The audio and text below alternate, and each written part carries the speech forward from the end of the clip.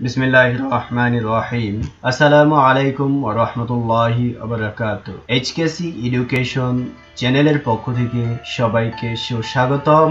আজকে টিউটোরিয়ালে আপনাদেরকে দেখানো হবে মাইক্রোসফট অফিস বা এমএস ওয়ার্ড ফাইলে কিভাবে ওয়াটারমার্ক বা জল ছাপ দিবেন সেটি। তাহলে আমি চলে যাব সরাসরি মূল ভিডিওতে।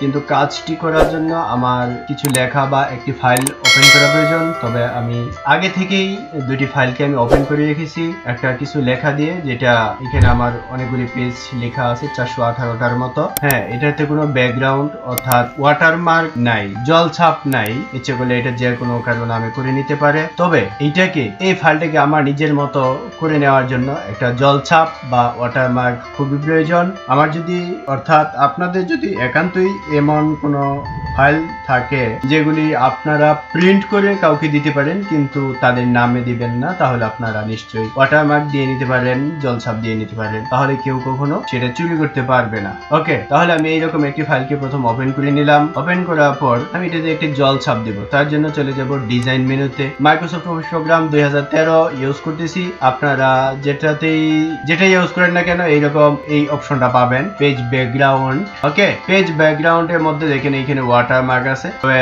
আমি সবগুলি আলোচনা করলে মোটামুটি দীর্ঘ সময়ের প্রয়োজন হবে। আমি এখান থেকে শুধু ওয়াটারমার্কটা নিয়ে এখন আলোচনা করব।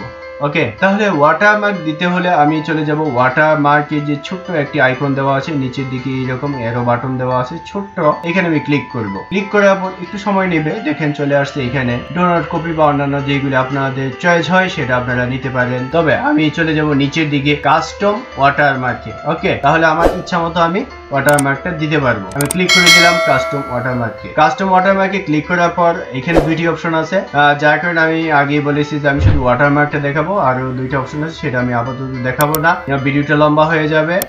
এখানে লেখা আছে নো ওয়াটারমার্ক। যদি এইখানে আমার টিক মার্ক বা চেক মার্কটা অন করে থাকে তাহলে আমার কোনো ওয়াটারমার্ক থাকবে না। আর যদি নিচে আছে পিকচার ওয়াটারমার্ক, এখান থেকে যদি ক্লিক করে দেই তাহলে আমার ওয়াটারমার্কটা আসবে একটি পিকচার। তাহলে এখানে ক্লিক করার সাথে সাথে আমার এখানে সিলেক্ট পিকচারটা অ্যাক্টিভ হয়ে গেল। তাহলে অ্যাক্টিভ হওয়ার পর এখানে আমি ক্লিক করলাম। ক্লিক করার পর এখানে দেখেন চলে আসছে। আপনাদের এইরকম আসবে না, যাদের অফিস প্রোগ্রাম 2007 বা 2010 আছে তাদের এইরকম আসবে না। আমার অফিস প্রোগ্রাম 13 থাকার কারণে এইরকম চলে আসছে। অনলাইন থেকে দিতে পারি বা অফলাইন থেকে দিতে পারি। আমার এখানে ইন্টারনেট কানেকশন নাই বিধায় আমি ওয়ার্ক অফলাইন, আমি এখানে যাব অফলাইন থেকে দিব। তারপরে এইরকম একটা ডায়লগ বক্স আসবে। আসার পর আমি এখান থেকে সিলেক্ট করে নিব আমার কোথায় আছে পিকচার, অডিও এন্ড ফটো। আমি এটাকে সিলেক্ট করে দিলাম ক্যামেরা। তারপরে এখানে অনেকগুলো পিকচার আছে, আমি এই পিকচারটাকে সিলেক্ট করে দিই।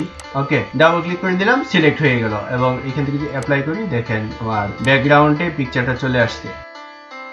ওকে, আমার ব্যাকগ্রাউন্ডে কিন্তু প্রত্যেকটা পৃষ্ঠার মধ্যে আমার এইরকম দেখেন পিকচারটা চলে আসে। তবে যদি আপনারা এইরকম পিকচারটা না দিয়ে কোনো লেখা দিতে চান সেই ক্ষেত্রেও আপনারা আবার ওয়াটারমার্কে যাবেন।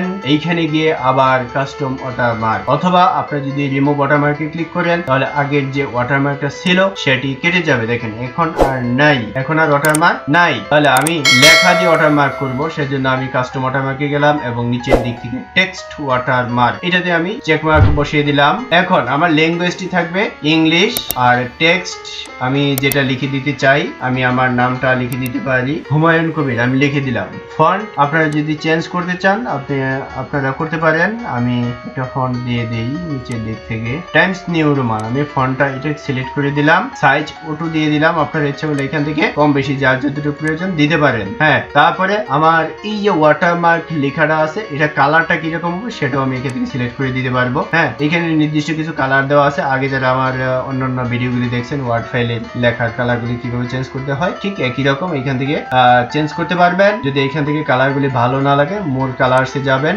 মোর কালারসে যাওয়ার পর এখানে দুইটা অপশন দেওয়া আছে, একটা হলো স্ট্যান্ডার্ড আর একটি হলো কাস্টম। এখান থেকে আপনারা সিলেক্ট করে দিয়ে পারবেন। আমি যে কোনো একটি কালার যে কোনো জায়গা থেকে সিলেক্ট করে দিলাম এবং ওকে বাটনে ক্লিক করে দিলাম। এখন যদি অ্যাপ্লাই দিই দেখেন আমার লেখাটা চলে আসছে। ঠিক আছে, কিন্তু আমার লেখাটা দেখা যায় পৃষ্ঠার মধ্যে আড়াআড়ি ভাবে, অর্থাৎ কোনাকুনি এরকমই ভাবে হয়ে আছে, সেটা হলো ডায়াগোনাল। এটা দেখেন অন করা আছে, আর যদি আমি হরিজন্টাল অন করে দিই তাহলে আমার ওইটা পুরো অপশনটাই চেঞ্জ হয়ে যাবে। দেখেন তাহলে আমার পৃষ্ঠাটা প্রস্থ বরাবর অর্থাৎ হরিজন্টালি হবে। তবে ওয়াটারমার্ক যদি আপনারা দেন, আমার মনে হয় ডায়াগোনাল এইটা দেওয়াই ভালো। অ্যাপ্লাই, ওকে, আমি এখন এটা ক্লোজ করে দিই। হ্যাঁ, দেখেন আমার পৃষ্ঠাটা সুন্দরভাবে ওয়াটারমার্ক করা আছে। এখন তবে আপনারা এইভাবে কোনো একটি ডকুমেন্টের মধ্যে ওয়াটারমার্ক দিতে পারেন বা কোনো পিকচার দিয়ে ওয়াটারমার্ক করতে পারেন। আপনাদের নিজস্ব কোনো ফাইল থাকলে, ডকুমেন্ট থাকলে, সেটা আপনাদের নিজের মতো করে ক্রিয়েট করতে পারেন। তবে এতক্ষণ সঙ্গে থাকার জন্য সবাইকে ধন্যবাদ। ভিডিওটি শেষ করার আগে সবার প্রতি ছোট একটা রিকোয়েস্ট, আমার চ্যানেলে যদি আপনি নতুন হয়ে থাকেন, হিট দ্য সাবস্ক্রাইব বাটন। অবশ্যই পরবর্তী ভিডিওটি পাওয়ার জন্য